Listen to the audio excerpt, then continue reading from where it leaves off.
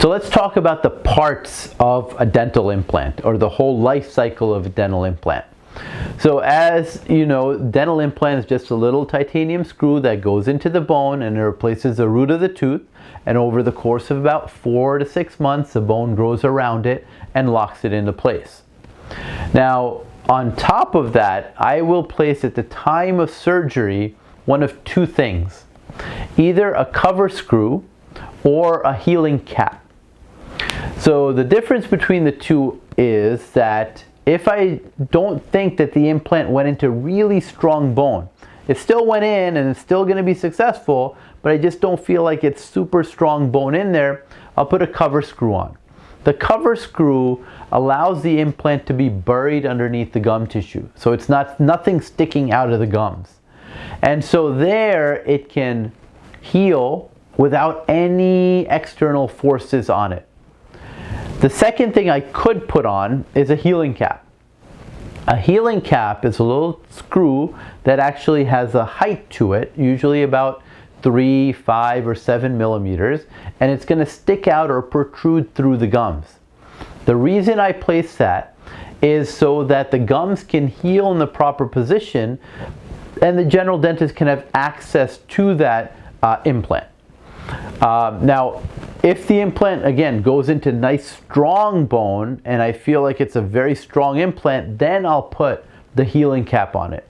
I don't like to call the healing cap a healing abutment, because then the patient can get confused, because there's another abutment that comes later on, which is not something that we place in our office, in the oral surgeon's office. So again, a cover screw if the implant goes in but not in super strong bone, or I can place a healing cap which will stick out through the gums if I feel the implant is strong enough when I placed it. Now, the final abutment is usually what the patient is referring to when they talk about or bring up the topic of abutment. The final abutment is something that the general dentist or the restorative dentist is going to place. And on top of the final abutment is where the crown is going to be placed. So the final abutment is something the general dentist charges for and places prior to putting in the actual crown of the tooth or the implant over there. So just to review the life cycle of an implant: I place the implant in and I put on either a cover screw or a healing abutment. If I placed a cover screw, then I'm going to have to come back 4 to 6 months later once I feel that the bone has integrated around that implant, and I have to open the gums up with a little bit of anesthesia, injection around the gums, and I switch out the cover screw, take the cover screw out, and I then put in a healing abutment or a healing cap. The healing cap will be healing, allowing the gums to heal for about 2 weeks, and then we give the patient the green light to go back to their general dentist to have that implant restored or have the crown made for that implant. If the implant went in really strong, then I am able to put on that healing cap at the time of implant placement.